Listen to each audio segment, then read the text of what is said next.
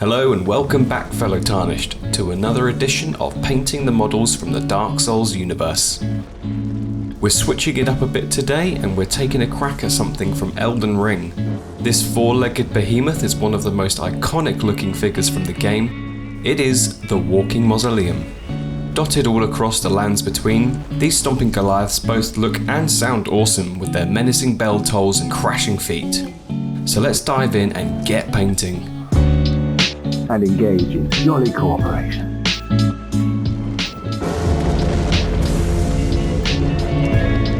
So here I have a cured and cleaned 3D print model straight out of the printer, and it's a wonderful size to add in a bunch of detail and extra bits to really make it pop. It's a bit rough around the edges, so before we can start painting, we need to do some tidying up.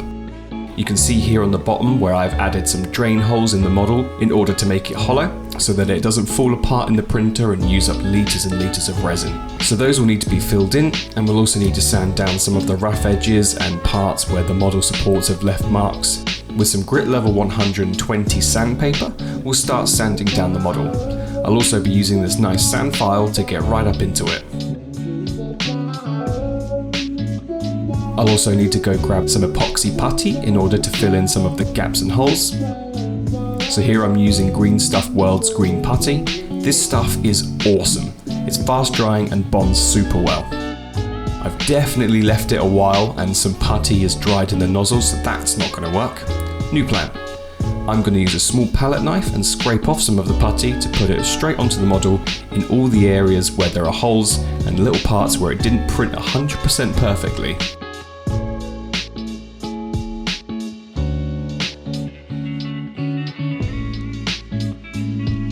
I'm also checking with a knife and some cutters to see if there are any extra little bits of cured resin that needs snipping off, like on the bell here.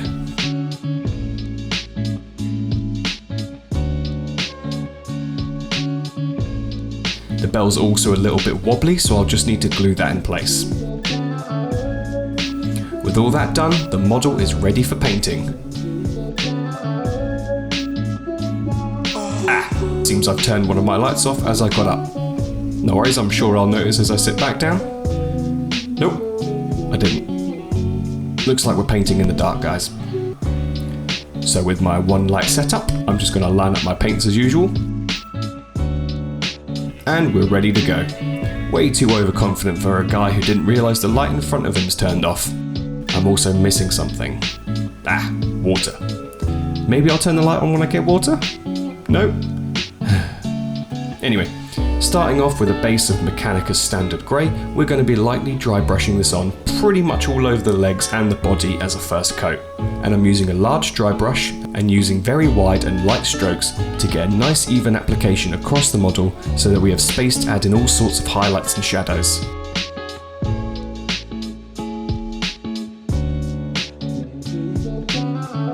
He's turning a light on now. Not the right one though. How is he not seeing this? As you can see when you dry brush on models, especially ones like this that have lots of ridges, more colour will hit the raised parts, giving a nice textured effect instead of one block colour.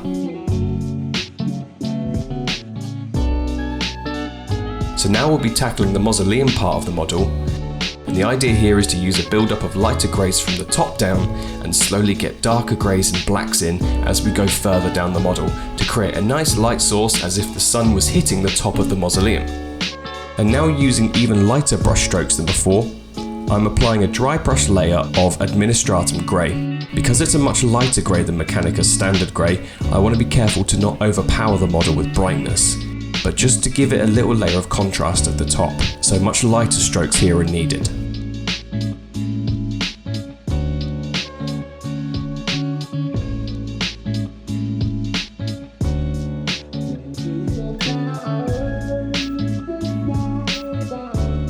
You can already see as I apply to the raised areas the contrast that's taking place. Just repeating this process across the rest of the model, including the legs, to make sure we're hitting any raised part to really bring out those highlights.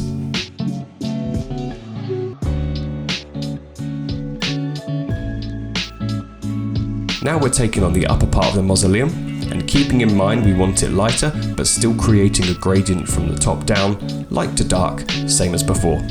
so I'm using 2 dry brush paints, Longbeard Grey and Dawnstone. Because they aren't liquid paint like normal acrylics, they're much firmer and much more dense.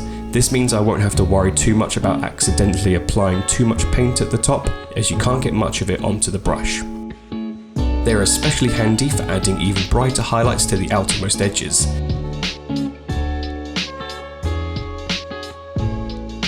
So you can see here on the side how much brighter this shade is, which really makes the edges stand out.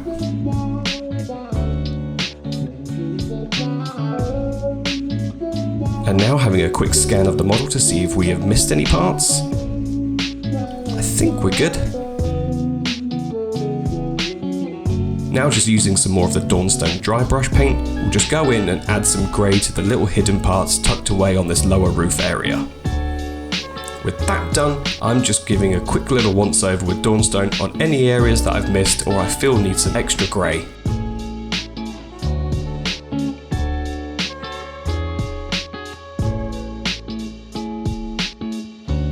To bring in some more shade and add shadows in, I'm using a glaze brush and a very watered down layer of Abaddon Black to act as a wash. I'll be applying this to the underside of the ridges and areas where it won't be exposed too much to light. So here you can see I'm applying this wash to the indents of the pillars, the undersides of decorative pieces to add shadows, and I'll be working my way down to add even more shadow as it reaches the lower parts. To bring in some more interest to the mausoleum, I'll be adding a thin dry brush layer of Xandri dust. Because stone isn't ever just one colour, you'll often find it having a mixture of greys, blacks, browns, greens. So starting with a nice thin layer of light brown on the lighter areas, then a dry brush layer of Mournfang brown on some darker parts. Then as we reach the shadowy parts, we'll be adding some Rhinoxhide, which is an even darker shade of brown.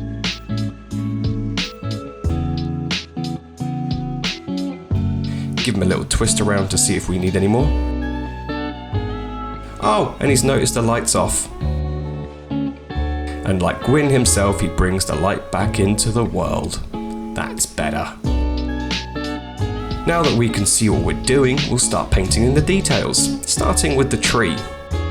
I'm applying a thin layer of Rhinoxhide as the base, and with the thin layer brush just making sure I'm applying it across all the branches and little fiddly bits sticking out from the tree.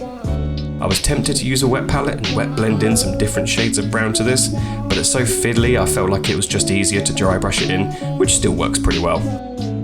So like we did before, using lighter browns with Mournfang brown and Xandri dust, and using a small dry brush, apply some lighter shades across the tree, making sure the outermost parts of the branches remain lighter, and the inner and lower parts remain darker. With that done, I want to add in some green shading to the tree and surrounding areas. Lauren Forest is a good subtle colour, not too overpowering, and will go well with our browns and greys. With that done, we've pretty much got the main part done. Now we want to flip it on its head so we can paint the deafening bell underneath. I'll be using Iron Warriors for this, as it's a nice deep rich metallic colour. I never use nice brushes when using metallics, as they can damage them over time, so with just a cheap layer brush, I'll start applying the metal shade on. And with the bell covered, I'll be using some Nuln Oil to give the metal some gloss and sheen. Now just wait for it to dry. Waiting. Still waiting. Don't forget to stay hydrated, gang. Back to waiting. Bang, there we go. Once it's dry, I'm going to add some Canoptech alloy for some coloured highlights. It'll add a nice brownish metal colour to the details of the bell. With that done, I'm going to have a quick tidy up and get this big daddy out. This is Typhus Corrosion and is one of the most awesome technical paints out there. Technical paints have their own unique purpose, and this one adds dirt and grime to models once dried, but it absolutely ruins brush bristles, so I only ever use super old brushes when using this. It's going to act as the mud for the model, so you'll see I'm applying it across the top of the base and around the tree, also across the legs and little indents to add texture and dynamism. Once you're happy with it, let it dry and we'll move on to the next part. Next up is adding the foliage. I've grabbed myself some modelling PVA glue, give it a big old dollop onto some paper, and now I'm going to grab some burnt grass and foliage. This is the same stuff we used in the previous video with Sigmire. and with an old brush, mixing in some water into the PVA, I'll be generously applying it across the top here so that we get a nice healthy covering. Now, using your best salt bay technique, grab some burnt grass and sprinkle that sucker on. You can't really go too wrong with this part, just make sure you give a decent amount to the areas with the mud effect applied to it. I'll be doing the same across their legs too, adding grass to where I think little bits of greenery would look best. I'm focusing on adding it more to the raised parts, as I think you're more likely to get living greenery where the sun would most likely hit. But I failed eco-science in school, so maybe don't take my advice. Lastly, we're going to be adding the foliage to act as leaves for the tree and as little shrubbery across the top of the base here. Take some good little fingerful clumps of the foliage, pull it apart and dip it in the PVA. Spread it across the model to areas you want to. There's no right or wrong here really.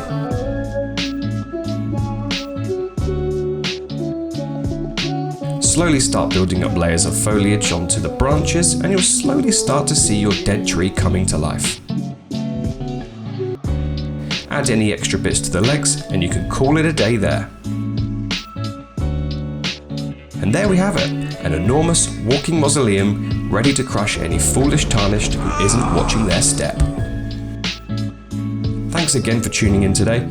If you enjoyed today's episode, please drop a like, leave a comment, and make sure you're subscribing for more Dark Souls and Elden Ring content. Be on the lookout for part 2 of this one, where I make a Limgrave diorama for this walking mausoleum to sit on. Until then, see you next time.